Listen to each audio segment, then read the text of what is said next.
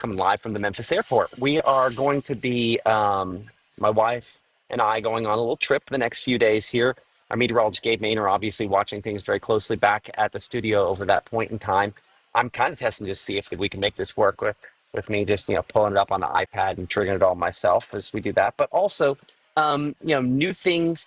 Obviously, we're watching a tropical invest down in the near the Florida Panhandle, near Florida Peninsula, that has been causing some major flooding issues down there in Florida over the last 24 hours in particular.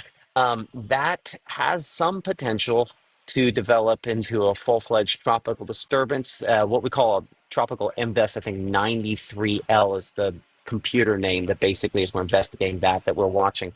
I thought now was probably a pretty good time to be able to go ahead and show you how the app works with tropical stuff, because this is that time of year where that becomes a much more significant issue. So I'm going to pop open my app on my phone here. It'll take a moment because I'm also using the exact same hotspot for both of these though. So let me go over here to the radar here. And of course, the radar layer, the interactive radar, is going to be the layer that we're largely using. I'm going to stop this from following me, so hopefully it can focus on what we're trying to show here for a second. But if you go in the upper left-hand corner, there's a gear icon there that you can tap. We'll go and tap that. It may take me a couple taps in my case. And in particular, we're going to be looking at overlays. See where it says overlays there in the middle? You tap on overlays, a couple important things to show up on there, but one of those is going to be your NHC tropical cone and also the spaghetti models. We'll start with the tropical cone because it's not going to show anything at this point. There's no official tropical track on this one yet, but if you have the same ones where you have a tropical disturbance, full-fledged tropical system, that will then show up on there. You'll be able to tap on that. It'll give you more information, show you the exact track that is supposed to go. In this case, with these what we call tropical invests, and this is kind of a cool thing. We could put on what we call the spaghetti models. And the spaghetti models are kind of important because it allows us to be able to kind of see what the individual projections kind of show on the way in which things can end up going here.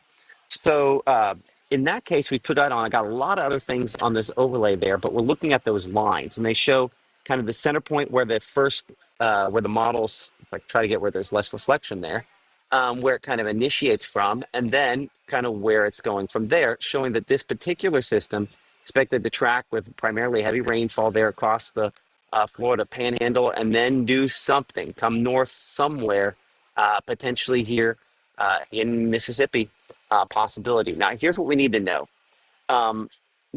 This is kind of cool, and these are models. Again, we're talking about models, and it does like tap on there, and you can kind of get some times to show the specific models. But what does any of this actually mean?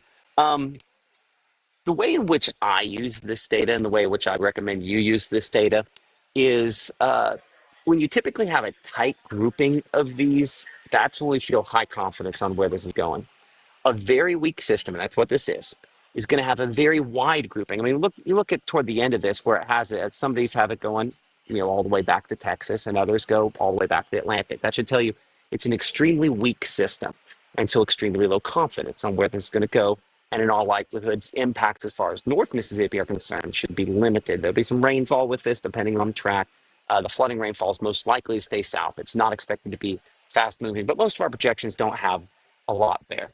So that's kind of simple, but that's the way in which the tropical layers work. And it's kind of cool, I think, that you can get those the spaghetti models even before the National Hurricane Center puts out their exact track.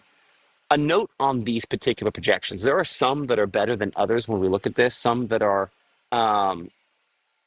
in particular, that like this TVCN is actually a pretty decent one that I kind of have highlighted there. I'll see if I can tap it and make it go away. It puts kind of a white outline on it when it's something that's highlighted there. So that's one.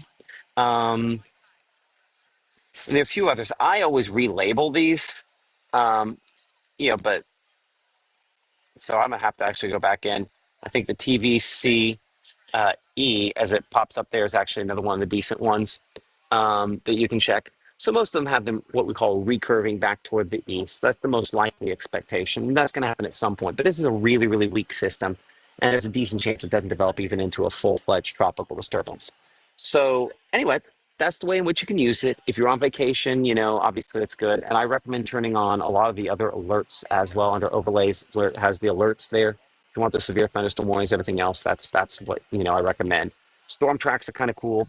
I mean, you can put too much stuff on this. I'll be honest, but storm tracks are cool because it gives you kind of time of arrival on some of when the storms get into your area. So anyway, I would, if you're going to be doing a traveling toward the coast or you're interested in this kind of weather, make sure to turn on where it says NHC tropical cone and spaghetti models there. Those are the two things I certainly recommend. But yeah, other noteworthy thing, obviously, on those alerts, and I'll wait for my data to kind of populate in here. We do have those excessive heat advisories that have been issued for locations back out in the Delta, Southwest Delta in our area. Um, so those in effect because those heat index is expected to be in excess of 105. That means obviously dangerous heat a possibility. So be smart, be safe, and we'll be okay like that. Take frequent breaks. It's hot this time of year. So anyway, someone was asking a moment ago what the app name is. We've got a QR code for that. Let me pull it up on my phone here. Let's see how to do it. But you're looking for Mississippi Live Weather. That's Mississippi Live Weather for iOS. That is your QR code. And so you can probably just snap a screenshot of the screen and pull that up there. I'll give you a few more seconds to let that do its thing. But yeah, you pull that up and you're in good shape. And it will, we do stream our live broadcasts at 5, 6, and 10. I think at some point, again, we'll change it to 5, 6, and 9. And then on this one here, it might have had something else popped up in the corner there. So I'll give you another clean shot there in case it didn't scan. Um, And then for Android, that is going to be your QR code there. So, snap a screenshot of that, download it. Of course, we'll have updates as necessary. But for those of you joining a little late, I am blessed that I'm going on an out-of-country trip that was planned for the launch of this with a group of people from here in North Mississippi going up to Canada. So really excited about that. Yeah, so we're in the Memphis airport getting ready to do that. Here's that iOS QR code just in case you want it one more time. But yeah, so we're waiting on our flight that takes off here at noontime. Gabe is watching things closely. We have some backup there just in case he needs extra backup. And as you can clearly see here, we can go live from anywhere. So if necessary, we might end up doing a few, I don't know, depending on if Mrs. Lawpon allows it, we might do a few little lives up there if we get to some particularly pretty spots up into Canada. But we send back some videos, so hopefully you can enjoy that there. So appreciate y'all. Algoma, Calhoun City. Uh, yeah, and everyone else that's supporting us here. And again, want to give some big shout outs to some of our early sponsors here, as well as you saw last night. We revealed the Weather Center, brought to you by the folks over at Room to Room Tupelo, Miss Lisa, and those folks. We're just so blessed. They partner with so many great organizations, and the fact that they have chosen to partner with us is just very, very humbling. We're just so thankful of the support to ultimately be able to bring you this, because as you might imagine, this all costs money. And from the very beginning, I decided that I did not want to charge you money for this because I think we have enough eyeballs. We can get sponsors and messages out. And I think that, benefit them. And so just please support, our sponsors to show them that this is something that you're watching. So if you can, please do that. And we appreciate that. Appreciate good folks at Absolute Cleaning and Restoration. Also one of our, beginning sponsors here. The first commercials you saw here on Mississippi Live Weather from them over the weekend. And we're just so excited. They do mold remediation, in particular mold prevention. There's a lot of cool stuff that they do. So, check out Absolute Restoration. It's kind of cool. You think about, a restoration company, okay, disasters happen. Now we're trying to fix it. But they have some preventative things there that I think when you start talking about, health and wellness, that I hadn't thought about, especially, and we'll have opportunities to talk about that going forward. But especially, like I wasn't thinking about, conventional foundation, wet, mold that develops down there and how that affects air quality. But again, there'll be opportunities to talk about that. The good folks at Tupelo Smiles, also, sponsoring us here on Mississippi Live Weather. So, if you have dentistry needs, check them out. We're just very thankful.